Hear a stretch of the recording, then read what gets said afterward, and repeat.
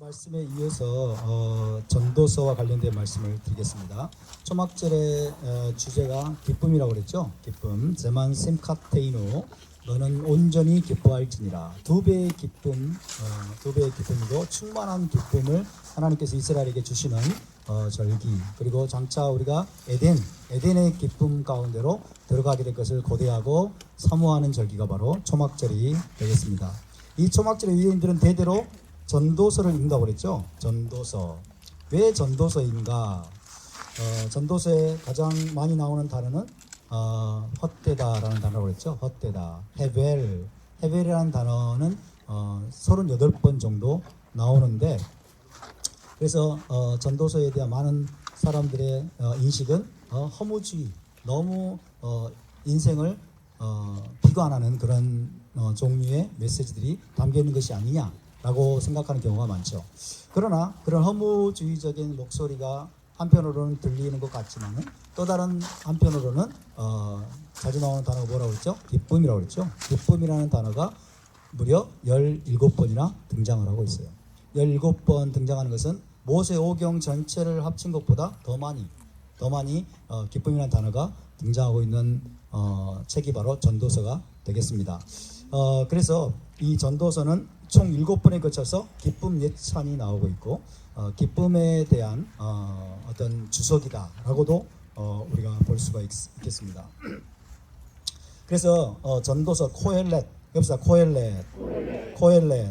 코헬렛은 특별히 수콧, 이 초막절과 연결지어서 이해되어야 되는 그런 책입니다. 아가서는 어떤 절기에 낭독을 하죠? 아가서는 언제 읽을까요?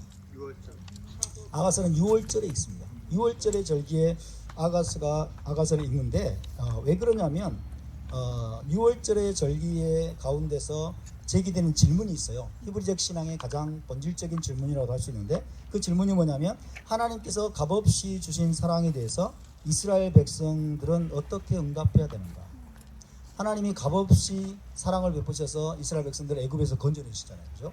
하나님이 베푸신 이 값없이 주신 사랑에 대해서 이스라엘 백성들의 응답은 어디에 있는가?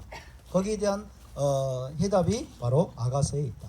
아가서가 바로 신랑 되신 하나님에 대한 열정적인 사랑으로 응답하는 신부의 모습을 보여주고 있죠. 이것이 바로 이스라엘 백성들의 응답이 되어야 된다. 이스라엘 백성들이 광야에서 보여주었던 하나님에 대한 사랑의 응답은 예레미야 2장 2절에 이렇게 나와 있습니다. 제가 읽어드릴게요. 가서 예루살렘의 귀에 외칠지니라. 여호와께서 이와 같이 말씀하시기를 내가 너를 위하여 내 청년 때의 인애와 내 신혼 때의 사랑을 기억하노니 곧 씨 뿌리지 못하는 땅 그 광야에서 나를 따랐음이니라. 이스라엘 백성들이 광야에서 청년 때의 인애와 신혼 때의 사랑의 마음을 가지고 하나님을 쫓았다는 거예요. 그죠? 그것을 좀 더 구체적으로 표현하고 있는 책이 아가서입니다. 그래서 아가서는 하나님의 그 값없이 주신 사랑에 대해서 이스라엘 백성들은 어떻게 응답해야 되는가를 보여주고 있기 때문에 6월절에 아가서를 읽습니다. 마찬가지로 코헬렛, 이 전도서도 히브리어 성경 내에서 그와 비슷한 기능을 수행한다고 할 수가 있겠습니다. 그렇다면 전도서는, 코헬렛은 과연 어떤 질문에 대한 해답을 제공하고 있는 책일까요? 코헬렛을 이해하는데 핵심적인 단어 중에 하나가 헤벨이라고 했죠. 헤벨, 헛되다라는 단어예요. 1장 2절에는 한 구절에 이 헤벨이라는 단어가 무려 5번이나 사용되고 있습니다. 어떻게 되냐면 전도자가 이르되 헛되고 헛되며 헛되고 헛되니 모든 것이 헛되도다. 5번 나오고 있죠. 헛되고 헛되며 헛되고 헛되니 모든 것이 헛되도다. 그죠? 히브리어로 하면 이렇게 되어 있습니다. 하벨 하발림 아마르 코헬렛 하벨 하발림 하콜 하벨 이렇게 있어요. 하벨 하발림 하콜 하벨. 자, 헤벨이라는 단어는 다양한 의미로 해석이 되었지만은 이 단어의 가장 기본적인 의미는 뭐냐면 호흡입니다. 호흡. 헛됨이라는 뜻도 있지만은 기본적인 의미는 호흡이에요. 헤벨, 호흡입니다. 구체적으로 헤벨은 얕은 호흡을 의미합니다. 얕은 호흡.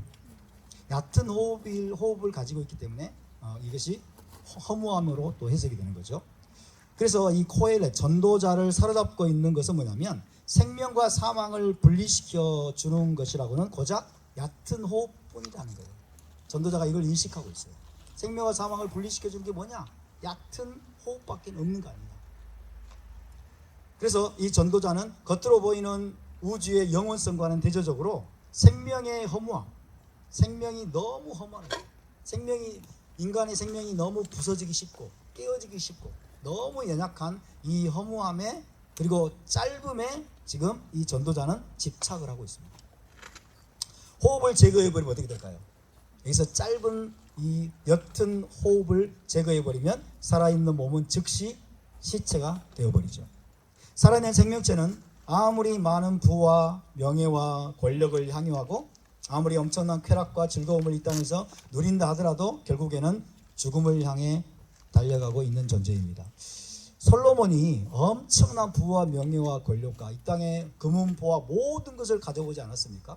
그런데 다른 사람들과 마찬가지로 옅은 호흡이 끊어지면 죽음으로 돌아가야 된다고 생각하니 얼마나 허무함이 더 컸겠습니까?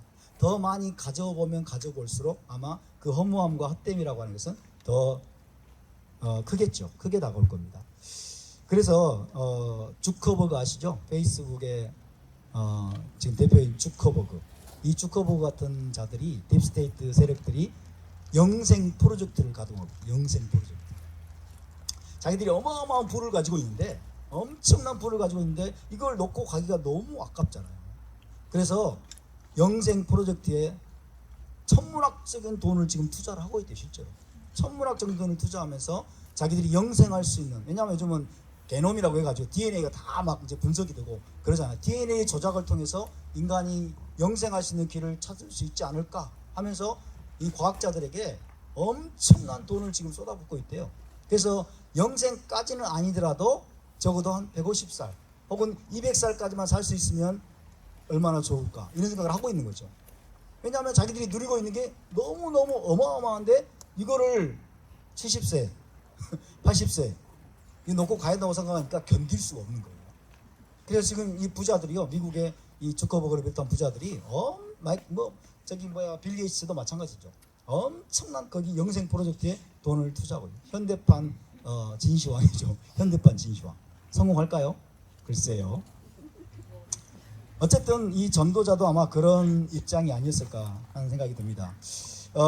아무리 많은 부와 명예와 권력을 향유하고 아무리 엄청난 쾌락과 즐거움을 이 땅에서 누린다 하더라도 결국에는 죽음을 향해 달려갈 수밖에 없는 존재가 인간입니다. 얼마나 연약한 존재들입니까? 얼마나 fragile, 깨지기 쉬운 존재가 인간입니까?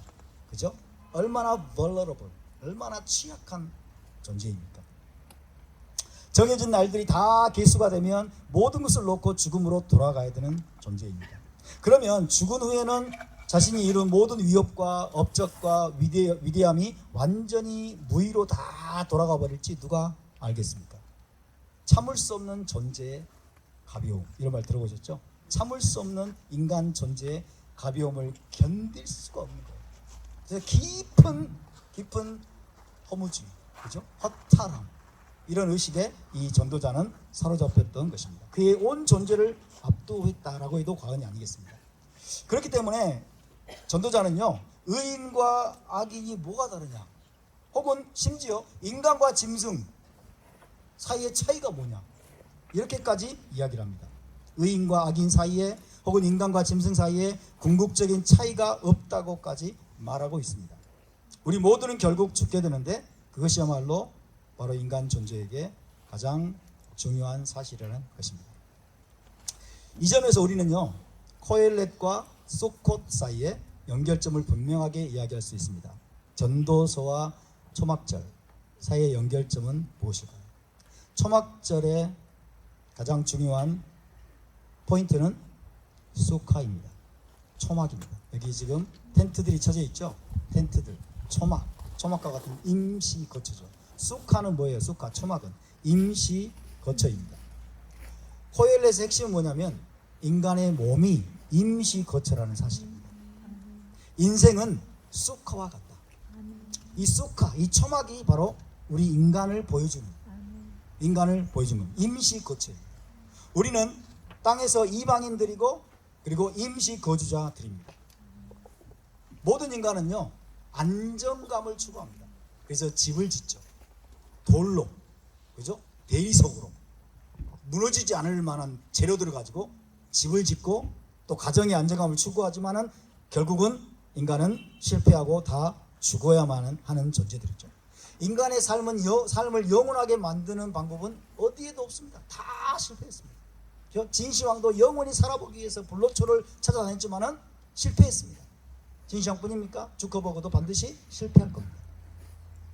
우리는 위험과 불확실성을 몰아낼 수가 없습니다.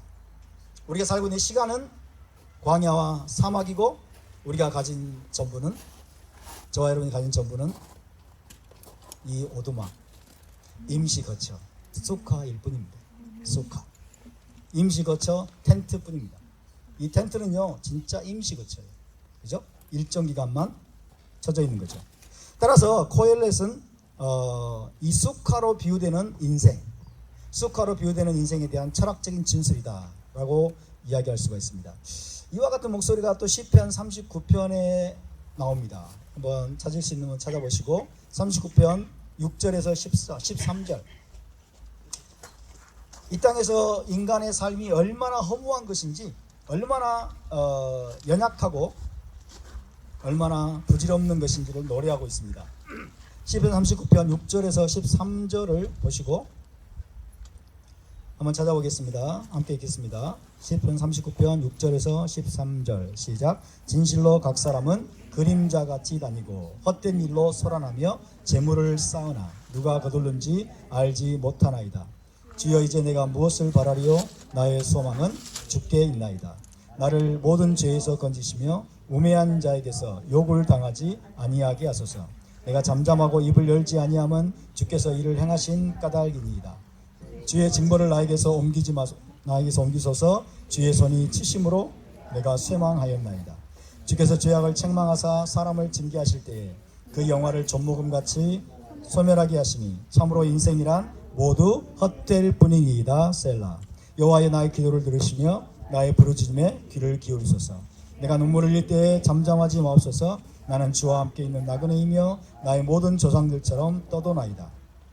주는 나를 용서하사 내가 떠나 없어지기 전에 나의 건강을 회복시키소서. 아멘. 6절을 보니까 진실로 각 사람은 그림자같이 다니고 헛된 일로 소란하며 재물을 쌓으나 누가 거둘는지 알지 못하라. 엄청난 부와 재물을 쌓아놓지만은 그 사람이 떠나고 나면 그걸 누가 거둬갈까요? 누가 거둬갈지 알지 못하나이다 라고 말씀하고 있죠. 그러면서 참으로 인생이란 모두 헛될 뿐이니다 라고 고백하고 있습니다. 욥기 7장을 제가 읽어드립니다. 7장 7절 16절 읽어드립니다. 내 생명이 한낱 바람 같음을 생각하옵소서. 나의 눈이 다시는 행복을 보지 못하리이다. 내가 생명을 싫어하고 영원히 살기를 원하지 아니하노니 나를 놓으소서. 내 날은 헛것이니이다. 내 생명이 한낱 바람 같음을 생각하옵소서. 내 날은 헛것이니이다 라고 또 고백하고 있습니다. 한마디로 말해서 여러분, 코엘렛은 전도서는요 죽음이 삶 전체 위에 그림자를 드리고 있다는 겁니다. 모든 인간 위에, 모든 존재 위에 죽음이 그림자를 드리고 있다는 얘기입니다. 그럴 때 제기되는 질문은 뭘까요? 그러면 왜 살아야 되는가? 이거예요. 죽음이 어차피 죽을 건데, 어차피 죽음이 모든 존재 위에 드려져 있다면 그러면 왜 살아야 되는가? 라는 질문이 제기가 될 수 있습니다. 이제 우리는 이 코엘렛의 눈을 통해서, 전도자의 눈을 통해서 보여주는 이제 초막절 드라마, 수꽃 드라마의 깊이를 감지할 수 있게 됩니다. 로시아샤나에서 대속죄를 거치는 동안에 생명책에 이름이 기록되기를 갈망하죠. 그리고 그 심판에서 살아남은 다음에는 생명책에 이름이 다 기록이 되고 이제 대속죄일이 끝나고 나면 또 다른 질문에 부딪히게 됩니다. 그건 뭐예요? 이제 생명책에 이름이 기록됐어요. 대속죄를 통과했어요. 그러면 이제 왜 살아야 되는가? 무엇을 위해서 살아야 되는가? 라고 하는 보다 근원적인 질문과 맞닥뜨리게 된 것이 우리 인생이라는 겁니다. 도대체 삶의 의미와 목적을 제공하는 것은 무엇인가? 하나님에 의해서 허락된 이 생명의 선물이란 도대체 무엇인가? 무엇을 위해 살아야 되고 생명의 의미가 무엇인가? 무엇이 우리를 죽음의 그림자로부터 건져줄 수 있단 말인가? 이런 질문들에 직면하게 되는 거죠. 여기에 대한 코엘렛의 전도자의 대답은 한마디로 기쁨입니다. 기쁨. 심하. 기쁨입니다. 이것은 코엘렛에 울려 퍼지는 절망적이고 허무주의적인 목소리에 맞서서 반복해서 들리는 또 하나의 목소리라고 했죠. 또 하나의 목소리. 코엘렛의 또 다른 자아는 인생은 짧고 지식은 번뇌케 하는 것이고 권력은 부패한 것임을 잘 알고 있습니다.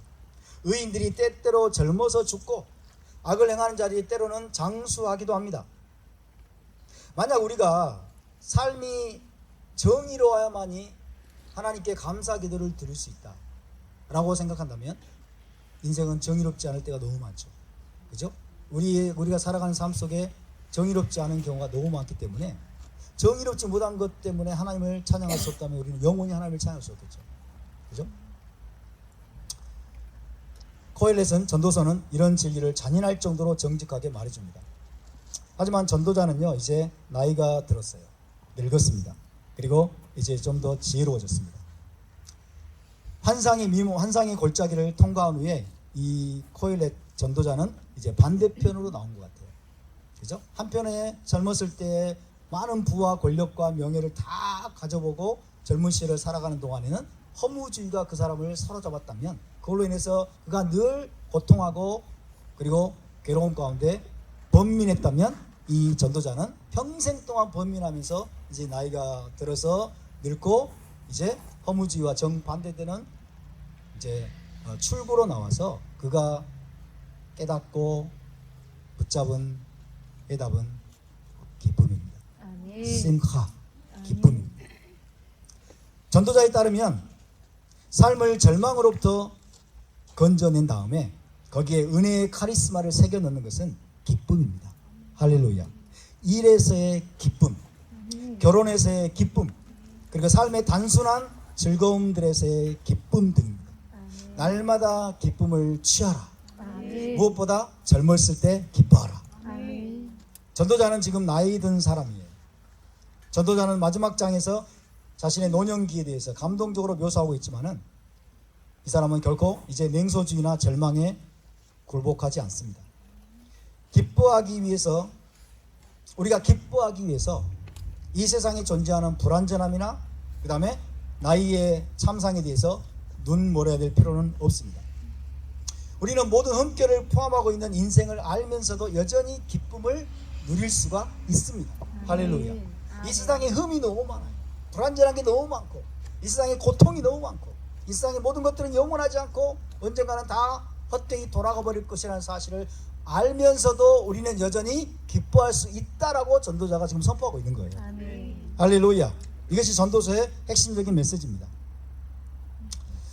아리스토텔레스는 뭐라고 말했냐면요, 행복이 모든 사람이 지향하는 것이며 그 자체로 선한 것이다 라고 말을 했어요. 행복이 모든 사람이 지향하는 것이며 그 자체로 선한 것이다. 하지만 유대적인 신앙과 전도서는 여기에 동의하지 않습니다.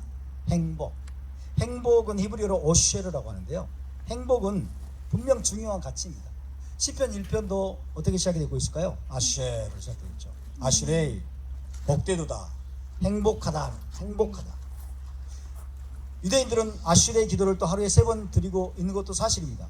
하지만 유대적 신앙에서 최고의 가치는 행복이 아니라 기쁨입니다. 기쁨, 심하. 행복이 아니라 기쁨이다. 기쁨은 신명기에서 12번 나오고 전도서에서 17번 등장하다고 그랬죠. 그렇다면 행복과 기쁨의 차이는 무엇일까요? 행복과 기쁨의 차이는 무엇일까요? 행복은 많은 외적인 상황들에 의존합니다. 많은 외적인 상황들에 의존하는 것이 행복입니다. 가난한 자들, 착취당하는 자들, 실업자들, 이 사람들은 어떻습니까? 행복할까요? 가난한 자들, 착취당하는 자들, 실업자들, 이 사람들은 행복할까요? 또 토라에 보면 반복해서 어떤 사람들이 나옵니까? 고아와 과부와 나그네. 고아와 과부와 나그네는 어떤 자들이냐고 토라가 질문하는 것 같아요. 그들은 행복한 사람들일까요? 전도서에 보면요, 압제를 당하면서도 위로자가 없는 자들, 압제를 당하면서도 위로자가 없는 자들은 어떤 자들이냐라고 질문을 합니다. 그들은 과연 행복할까요? 또 심지어 도시를 구한 지혜자이지만, 지혜자가 도시를 구했어요. 도시를 구한 지혜자이지만 감사하다는 말도 들어보지 못한 채 무시당하고 잊혀진 자들, 이런 자들은 어떤 자들이냐 라고 질문합니다. 오늘날로 말하면 테러의 피해자들이나 폭정하에서 살아가는 사람들, 북한 폭정하에서, 김정은 폭정하에 살아가는 사람들, 이런 사람들은 행복할까요? 그런 상황 하에서 행복을 언급하는 것은 거의 고통당하는 자들을 조롱하는 것이나 다름이 없을 것입니다. 하지만 그와 같은 외적인 여러분 존재 조건들이 충족되지 않을 때 남는 것은 무엇일까요? 우리가 살고 있는 세상이 근사한 집이 아니라 바람과 비와 추위에 열려있는 초막처럼 보일 때 남는 것은 무엇일까요? 이 텐트는 그래도 잘 지어졌지만은 초막절이 짓는 숲수카, 초막은 어떻습니까? 비가 내리면 그대로 비가 다 들어오게 돼 있어요. 바람이 불면 무너지기가 쉽습니다. 그죠? 추위, 거기서 잠을 잔다고 하는 것은 굉장한 추위를 감내해야만 하는 그런 수카예요. 비와 바람과 추위에 고스란히 열려있는 그 수카, 우리의 삶이 그렇게 수카처럼 보일 때 남는 것은 무엇일까요? 그렇게 철저하게 불안정한 상태에 있을 때 남는 것은 두려움과 공포 외에 무엇이 있을까요? 그에 대한 해답이 바로 심카입니다. 기쁨입니다. 기쁨. 왜냐하면 기쁨은 행복과 달리, 이제 잘 들으셔야 되겠습니다. 기쁨은 행복과 달리 전체적인 삶에 관한 판단을 필요로 하지 않기 때문입니다. 다시 말하면요, 기쁨은 현재의 순간 속에 살아있습니다. 기쁨은 현재의 순간 속에 살아있어요. 그것은 내일에 관해서 묻지 않습니다. 기쁨은 현재의 능력을 찬미합니다. 탈무드에 보면 제2성전기에 위대한 현이 있었죠. 샤마이라는 이 위대한 현이는 매주 일요일 첫째 날에 이미 샤밧을 준비하고 있었다라고 기록합니다. 매주 첫째 날부터 샤밧을 기대하고 샤밧을 바라보고 샤밧을 준비하고 있었다라고 기록이 되어 있는데, 하지만 힐렐은, 또 다른 랍비 힐렐 있죠? 힐렐은 그와는 다른 원칙으로 살았대요. 그 사람은 뭐라고 말했느냐? 날마다 하나님을 송축하라. 날마다 하나님을 송축하라. 이것이 기쁨입니다. 기쁨은 날마다 하나님을 송축합니다. 기쁨은요, 지금 이곳에 존재하고 있다는 사실 자체를 찬미합니다. 아멘. 말하자면 존재하지 못했을 수도 있지만 여전히 존재하고 있음을 인식하면서 전에는 없었고 후에도 없을 바로 이 시간, 바로 이날, 이 순간 속의 영혼을 충만하게 흡입하는 거예요. 그래서 기쁨은 삶의 예측 불가능성을 기꺼이 받아들입니다. 삶은 정말 예측이 안 돼요. 내일이 어떻게 될지 예측이 불가능하죠. 삶의 예측 불가능성을 기꺼이 받아들입니다. 어제는 이미 지나갔습니다. 내일은 아직 미지의 것임을 잘 알고 있습니다. 과거에 무엇이 있었는지, 미래에 무슨 일이 일어날지 묻지 않습니다. 기쁨은 계산을 하지 않습니다. 기쁨은 존재라는 선물에 대한 극단적 감사의 태도입니다. 할렐루야. 존재라는 선물에 대한 극단적인 감사의 태도가 기쁨입니다. 심지어 행복할 만한 이유가 전혀 없는 때에도 여전히 기쁨은 존재할 수 있습니다. 한 작가는 이렇게 기록했습니다. 세상 속에서 기쁨의 실체는 말로 다 표현할 수가 없다. 오직 기쁨 안에서만 창조가 일어난다. 아멘. 라고 이야기했습니다. 여러분, 전도자를, 코엘렛, 이 전도자를 낙담과 허무주의에서 구해해 준 것은 행복이 아니라 기쁨이 바로 삶을 죽음의 그림자에서 건져내는 것이라는 뒤늦은 깨달음입니다. 기쁨이 매 순간을 기뻐하고 생명 자체를 기뻐하고 존재 자체를 기뻐하고 아멘. 자신에게 맡겨진 일 하나하나 한순간 한순간을 기뻐하는 것이 죽음의 그림자 두려움에서 나를 벗어나게 만들어 주는 것이구나 라고 하는 것을 이 전도자는 뒤늦게 깨닫게 된 것입니다.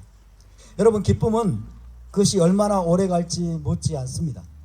그것은 지금 이곳에서 하나님의 임재를 발견합니다. 아멘. 지금 이곳에서 하나님의 임재를 깨닫고 아멘. 그로 인해 기뻐하는 것입니다. 아멘. 지금 이곳에 함께 하시는 하나님, 하나님의 선물, 하나님의 손길, 하나님의 섭리를 발견하는 것이 기쁨의 원천입니다. 아멘. 할렐루야. 이처럼 기쁨은 코엘렛 2장의 자서전적인 부분에서 우리가 느끼는 질병에 대한 해독제예요. 우리가 느끼는 질병은 뭡니까? 허무함이죠. 그죠? 인간 존재의 근원적인 질병이 허무함이에요. 그죠? 그 허무함에 대한 인간 존재의 근원적인 질병에 대한 해독제와 같은 것이 바로 기쁨이다 라는 얘기입니다. 구약 성경에는 어디에서도 이런 내용을 찾아볼 수가 없습니다. 전도자는요, 자신이 어떻게 집과 포도원과 과수원과 남종들과 여종들, 은과 금, 그리고 아내들과 첩들을 얻었는지에 관해서 말하고 있습니다. 이 사람은 모든 것을 가졌어요. 모든 것을 가졌는데 단 하나 빠진 것이 있습니다. 기쁨입니다. 기쁨이 빠졌어요. 전도서 2장을 특별하게 만드는 것은요, 이 전도서 2장에서 이 전도자는 계속 1인칭 단수를 사용합니다. 나. 뭐라고 되어 있냐면요, 나의 사업을 크게 하였노라. 내가 나를 위하여 집들을 짓고 나를 위하여 못들을 팠으며 나를 위하여 낳기도 하였으며 내가 소와 양떼의 소유를 더 많이 가졌으며 나를 위하여 쌓고 많이 두었노라. 나의 집착입니다. 그런데 이 전도자가 어떤 잘못을 저질렀는지 나중에 미시나에 보면 힐렐의 말에 의해서 분명히 드러납니다. 힐렐은 이렇게 말했어요. 만약 내가 나를 위하지 않는다면 누가 나를 위할 것인가? 만약 내가 나를 위하지 않는다면 누가 나를 위할 것인가? 근데 그게 전부가 아니에요. 그 다음입니다. 그리고 만약 내가 오직 나만을 위한다면 나는 누구인가? 내가 오직 나만을 위한다면 나는 도대체 누구인가? 이게 힐렐의 질문입니다. 나의 집착된 인간, 그죠? 나밖에 보지 못하는 인간은 근원적으로, 본질적으로 이 전도자의 허무주의, 이 속에 빠질 수밖에 없다는 겁니다. 여러분, 행복은요, 내가 혼자서 느낄 수 있는 어떤 것이라고 합니다. 행복은 내가 혼자서 느낄 수 있어요. 그러나 토라에서 기쁨은요, 본질적으로 타인과 공유하는 겁니다. 아멘. 다른 사람과 나누는 것이 바로 기쁨입니다. 아멘. 할렐루야. 절기는 여러분 공동체적인 기쁨의 시간이 되어야 됩니다. 아멘. 신명기 16장 11절을 제가 읽어드립니다. 너와 내 자녀와 노비와 내 성 중에 있는 레위인과 및 너희 중에 있는 객과 고아와 과부가 함께 내 하나님 여호와께서 자기의 이름을 두시고 택하신 곳에서 내 하나님 여호와 앞에서 즐거워할지니라. 아멘. 온 이스라엘 공동체 안에 너와 내 자녀와 내 노비와 그리고 레위인과 객과 모든 고아와 과부 함께 모여서 여호와 하나님 앞에서 기뻐할지니라. 할렐루야. 기쁨은 공동체적인 사건이라는 거예요. 신명기 26장 11절도 비슷합니다. 내 하나님 여호와께서 너와 내 집에 주신 모든 복으로 말미암아 너는 레위인과 너희 가운데 거류하는 객과 함께 즐거워할지니라. 할렐루야. 여러분, 행복과 달리 심카, 기쁨은요, 오직 나눔에 의해서만 존재한다고 합니다. 나눔에 의해서만 존재하는 게 기쁨이랍니다. 이것은 일종의 사회적인 감정입니다. 뿐만 아니라 기쁨은 종교적인 감정입니다. 기쁨은 영적이고. 키에르케고르는 이렇게 기록했습니다. 슬퍼하는 것은 도덕적인 것이다. 슬퍼하는 건 도덕적인 거예요. 하지만 기뻐하는 것은 종교적인 것이다. 영적인 것입니다. 기뻐하는 것은 영적인 것이다. 기쁨은 일종의 감사입니다. 그것은 삶을 선물로 인정하는 행위입니다. 아멘. 우리의 생명, 우리의 삶을 선물로 인정할 때 우리는 기뻐할 수 있고 우리는 진정으로 감사할 수 있습니다. 아멘. 여러분 만약 삶이 선물이라면 틀림없이 그것을 주신 분이 있겠죠. 아멘. 누가 주신 선물입니까? 삶이 나에게 주어진 선물이라면 그것을 나에게 우리에게 주신 분을 기억하는 거예요.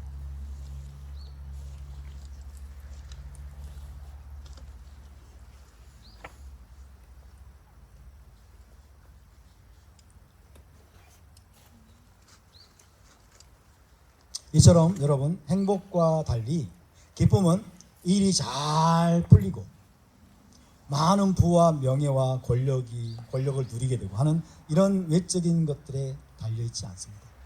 하박국 선지자는 이것을 너무나도 잘 표현했습니다. 하박국 3장 17절 18절 제가 읽어드립니다. 비록 무화과 나무가 무성하지 못하며 포도나무에 열매가 없으며 감람나무에 소출이 없으며 밭에 먹을 것이 없으며 우리의 양이 없으며 외양간에 소가 없을지라도 나는 여호와로 말미암아 즐거워하며 나의 구원의 하나님으로 말미암아 기뻐하리로다. 아멘. 할렐루야. 먹을 것이 없고 마실 것이 없고 그죠? 외양간에 송아지도 없고 모든 것을 다 잃어버리고 예루살렘이 다 파괴되어 버린 그런 상황 속에서도 이 하박국 선지자는 나는 여호와로 말미암아 즐거워하며 아멘. 나의 구원의 하나님으로 말미암아 기뻐하리로다. 아멘. 생명을 주신 분으로 말미암아서 기뻐하리라는 고백인 것입니다. 아멘. 여러분 전도자는요 오랜 삶을 산 끝에 깨달았습니다. 기쁨만이 절망이나 허무지를 이길 수 있는 힘이라는 것을. 아멘. 기쁨만 매 순간을 기뻐하고 생명을 기뻐하고 아멘. 오늘이라는 선물로 인해서 생명이라는 선물로 인해서 기뻐할 수 있는 능력, 아멘. 기뻐할 수 있는 능력이야말로 모든 절망, 허무지를 이길 수 있는 힘이라는 사실을 이 사람은 깨닫게 된 것입니다. 기쁨은 이렇게 말합니다. 맞다. 인생은 때때로 불공정하고 세상은 정의롭지 못하다. 하지만 삶이 너무나도 짧기 때문에 매 순간이 소중하다. 삶이 너무나도 짧기 때문에 매 순간이 소중하다. 아멘. 또 이렇게 말합니다. 내일을 생각하지 말라. 아무리 채신머리 없게 보일지라도 축하하고 노래하고 함께 춤을 추라. 할렐루야. 아멘. 기쁨은 그래서 삶을 빛으로 가득 채웁니다. 그것은 영혼을 자아의 감옥에서 해방시킵니다. 기쁨은 수콧 안에 있는 예루살렘입니다. 아멘. 기쁨은 수콧 안에 있는 예루살렘. 할렐루야. 수콧의 중심, 아멘. 초막절의 중심이 바로 아멘. 기쁨입니다. 아멘. 할렐루야. 이 기쁨은 아무 문제도 해결해 주지는 못하는 것 같아요. 당장은. 그죠? 이 기쁨이 아무런 문제도 해결해 주지는 못하는 것처럼 보이지만 우리에게 계속 해결책을 찾을 수 있는 힘을 공급합니다. 계속 해결책을 찾을 수 있는 힘과 능력을 공급해 줍니다. 다가올 시기에 우리가 두려움 없이 미래를 직면하고 상처난 세상에 부서진 것들을 치유하고자 할 경우에 우리에게 필요한 것은 바로 기쁨입니다. 기쁨이 바로 우리의 믿음을 지탱해 줍니다. 아멘.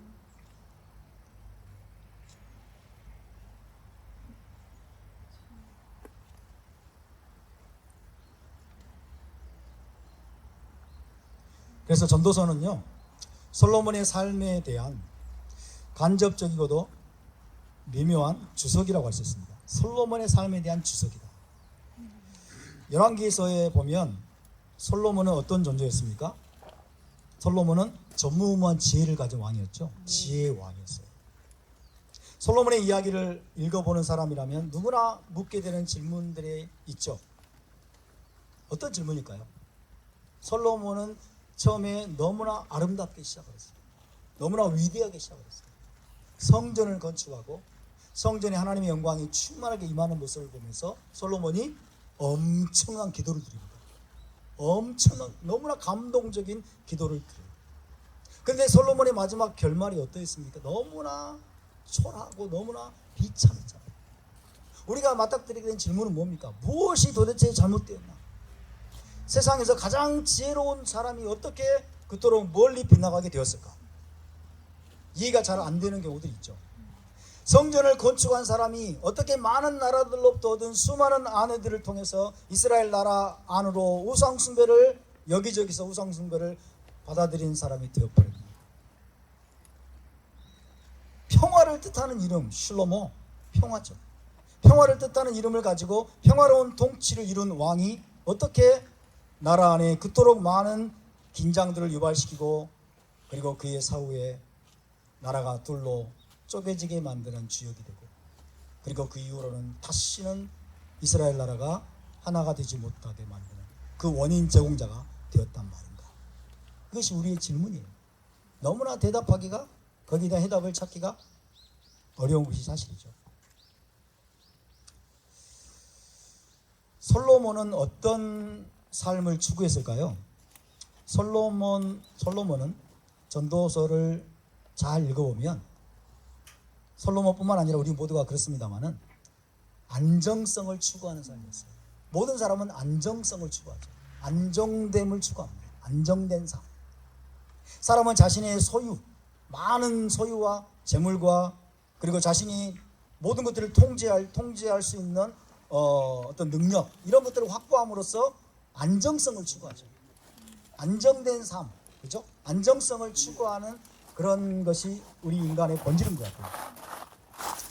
이렇게 우리가 더 안전하고 더 안정되고, 그죠? 더 그냥 흔들리지 않는 그런 안정성을 추구하는 이런 경향은요, 사실은 모든 시대에서 가장 유능한 지도자들까지도 빗나가게 만드는 유혹입니다.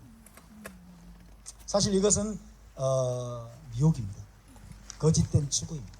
이 땅에서 완전한 안정성을 추구하려고 하는 것. 모든 엄청난 부와 권력과 재물과 모든 것을 내 손 안에 통제함으로써 내가 안정된 삶을 구축하려고 하는 것.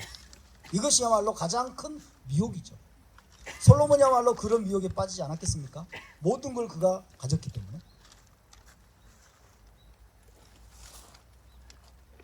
이 초막절은 하나님께서 초막을 지으라고 말씀하시고 7일 동안 너희가 초막에 거주하라고 말씀하신 이 초막절은요, 우리에게 그 이유를 설명해 줍니다. 너는 지붕에 잎사귀들만이 얹어져서 바람과 추위와 비에 고스란히 노출된 쑥하에 살면서도 여전히 기뻐할 수 있다. 여전히 기뻐할 수 있다. 그것이 초막절 우리에게 주는 중요한 메시지입니다. 죽음의 공포를 이기는 것은 솔로몬이 지었던 거대한 건축물이 아닙니다. 거대한 건축물이 아니라 기쁨입니다. 아멘. 기쁨. 왜냐하면 기쁨은 자아를 넘어설 수 있도록 끊임없이 집요하게 우리를 사로잡는 게 뭐예요? 나예요. 나. 그죠?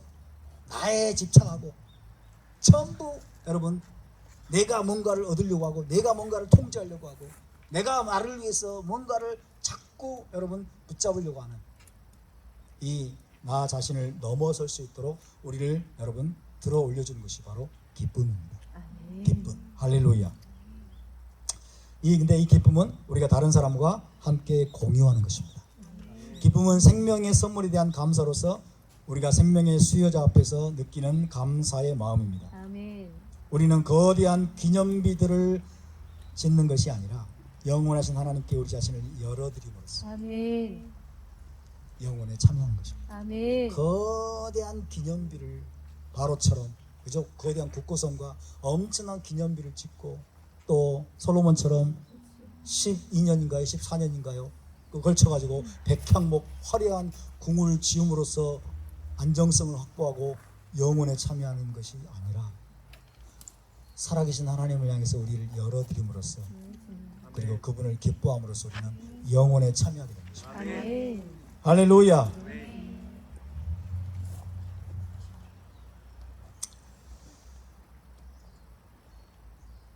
시간이 너무 많이 남았네요.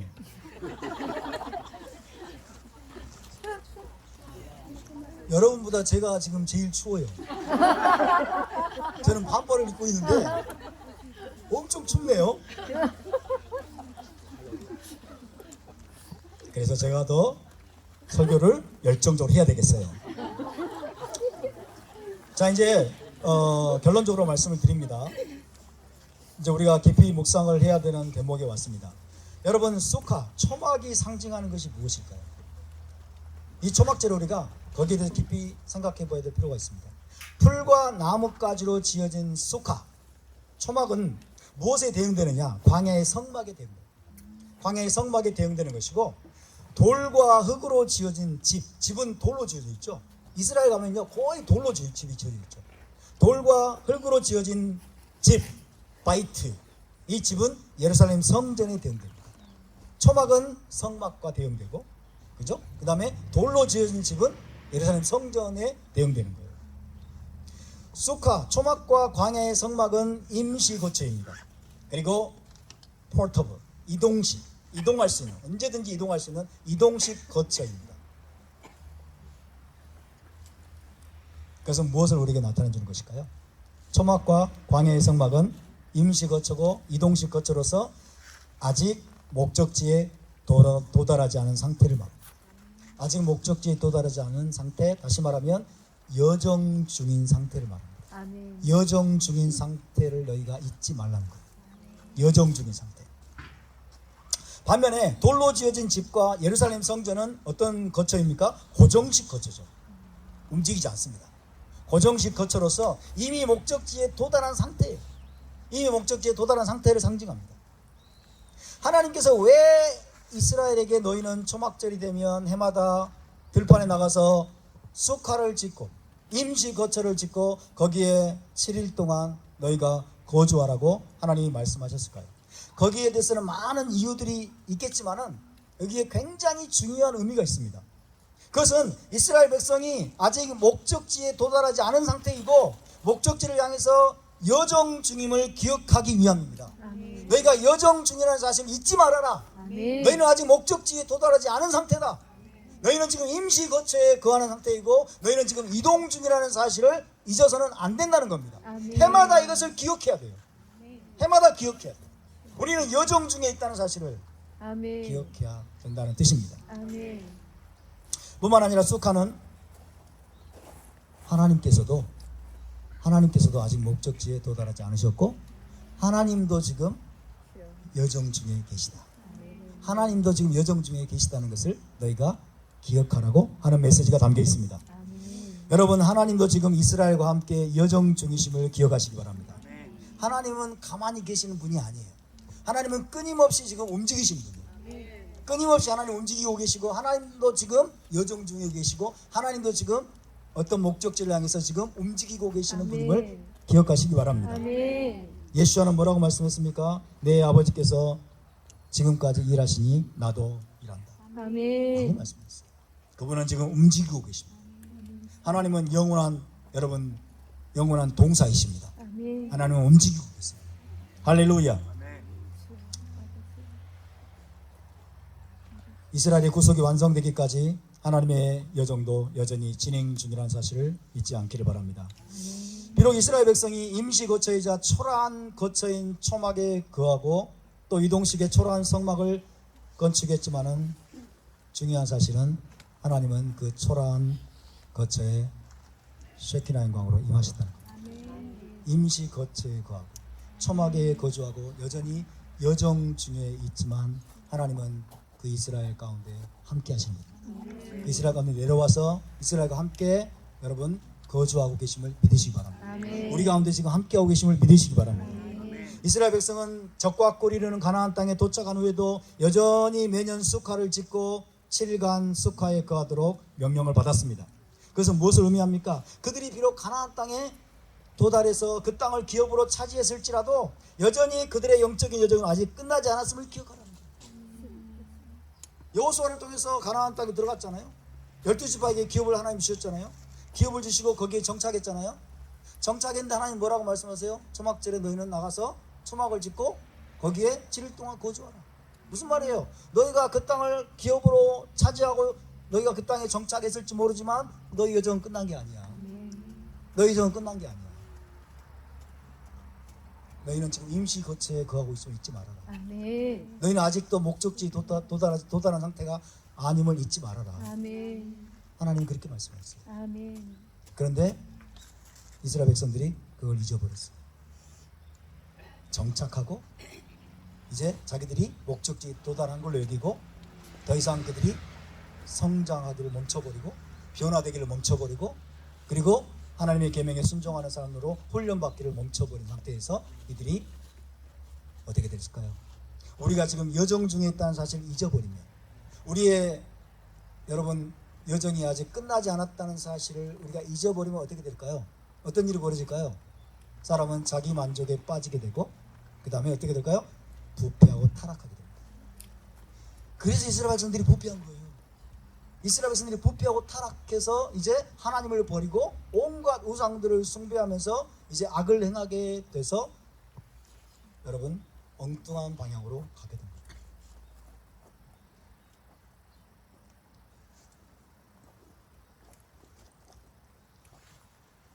하나님의 언약을 배반하고 여전히 자기들이 최종 목적지를 향해서 가는 여정 중임을 잊어버리게 되자 어떤 일이 벌어집니다. 하나님은 바벨론 군대를 보내서 그들을 쫓아내시고 또 로마 군대를 보내서 세상 모든 나라들로 쫓아내셨어요. 그래서 강제로 지난 2000년 동안 유대인들이 강제로 그 땅에서 쫓겨나가지고 강제로 어쩔 수 없이 또다시 이스라엘 땅을 향해서 가는 여정 나그네가 돼버린 거예요. 그죠? 그 땅에 정착해 있는 상태에서 그들이 자기 만족에 빠지고 여전히 자기들의 여정이 끝나지 않았음을 기억하면서 하나님의 손에서 훈련받아야 되는데 그걸 잊어버리니까 이제 강제로 하나님 쫓아내가지고 2000년 동안 나그네가 돼버렸어요. 강제로 자기들이 우리 여정이 끝난 게 아니었구나 라는 걸 하나님이 여러분 뼛속 깊이까지 깨닫게 만들었거든요. 사랑하는 여러분, 이 초막절이 우리에게 주시는 메시지가 무엇입니까? 임시 거처인 수카가 우리에게 가르치는 바가 무엇입니까? 우리는 여전히 여정 중에 있고 현 세상에서의 삶은 적과 꿀이 흐르는 땅을 향해서 잠시 거쳐가는 광야와 같은 것임을 상기시킵니다. 할렐루야. 6월절은 우리의 기원을 말해줍니다. 6월절은 우리의 기원을 말해줍니다. 우리가 어디에서 왔는지, 구원받기 전에 우리의 상태가 어떠했는지를 기억하게 해줍니다. 초막절은 우리의 목적지를 말해줍니다. 우리의 목적지가 어디입니까? 메시아 왕국입니다. 여러분, 메시아 왕국에 도달할 때까지, 끝날 때까지 끝난 게 아니에요. 메시아 왕국에 도달할 때까지 끝난 게 아닙니다. 아멘? 아멘. 헛된 안정감에 빠지지 않길 바랍니다. 아멘. 헛된 자기 만족에 빠지지 않길 바랍니다. 아멘. 이 땅의 것들을 가지고 자기 만족에 빠졌어요. 여러분, 우리가 무사 안일주의에 빠지게 되고 그렇게 되면 우리는 이제 타락하기 시작합니다. 부패하기 시작합니다. 그래서 온갖 우상 숭배에 빠지게 되고 악을 행하게 됩니다. 끝날 때까지는 끝난 것이 아닙니다. 초막절은 우리의 목적지로 보죠. 마지막 완성. 아멘. 마지막 완성. 마지막 완성은 이 땅이 아닙니다. 음. 아멘. 엄청난 완성이 우리를 기다리고 있습니다. 아멘. 할렐루야. 거기가 바로 메시아 왕국입니다. 아멘.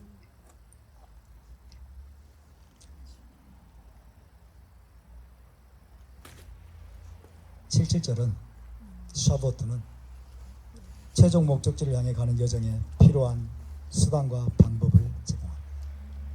그러면 메시아 왕국에 도달하기 위해서 우리는 무엇을 해야 됩니까? 그죠? 최종 목적지에 도달하는 데 필요한 수단과 방법을 제공하는 게 7절입니다. 그것이 뭡니까? 토라입니다. 아멘. 결혼계약서, 신부단장 매뉴얼, 아멘. 제사장 훈련 지침서, 자유의 대언자 으로 주신 토라에 순종하는 훈련을 통해서 여정의 종착역에 도달할 수 있음을 보여줍니다. 아멘. 이것이 6월절, 77절 그리고 초막절의 중요성입니다. 이것을 잊어버리는 것이 부패와 타락의 원인입니다. 개인이든 나라든 어느 순간 잘 먹고 잘 살면서 간절함을 잃어버리고 자기 만족과 교만에 빠지고 나태와 무사 안일주의에 빠지기 시작하면서 결국 몰락의 길로 향하게 되는 것입니다. 사랑하는 여러분, 초막절과 전도서의 결론적인 메시지는 무엇일까요? 초막절과 전도서의 결론적인 메시지는 이것입니다. 너는 온전히 기뻐할지니라. 너는 온전히 기뻐할지니라. 근데 이 기쁨은 나로 말미암은 게 아니에요. 그죠? 너는 온전히 기뻐할지니라. 생명이 하나님을 기뻐하고 생명 자체를 기뻐하라. 아멘. 생명은 최고의 선물이며 아멘. 오늘이라는 시간도 최고의 선물이니 아멘. 너는 생명을 찬미하고 생명의 근원 되신 분을 찬미하라. 아멘. 창조주를 기뻐하라. 아멘. 구원을 기뻐하라. 아멘. 생명을 기뻐하라. 아멘. 영원한 메시아 왕국을 바라며 기뻐하라. 아멘. 온 이스라엘과 함께 기뻐하라. 아멘. 할렐루야. 일의 결국을 다 들었으니 하나님을 경외하고 그의 명령들을 지킬지어다. 할렐루야. 이것이 모든 사람의 본분이니라. 아멘. 하나님은 모든 행위와 모든 은밀한 일을 선악간에 심판하시리라. 기쁨과 생명과 평안으로 가득한 메시아 왕국을 바라보면서 더욱더 신부단장에 힘쓰도록 우리를 자극하고 격려하는 것이 바로 이 초막절의 메시지고 또 전도서의 메시지인 줄로 믿습니다. 아멘. 이와 같은 메시지를 우리가 마음에 새기고 7일 동안 온전히 기뻐하면서 초막절의 복음을 우리의 온 존재 속에 새기는 그런 시간이 될 수 있기를 주의 이름으로 축원합니다. 자, 우리 함께 일어나서 한번 기도합시다.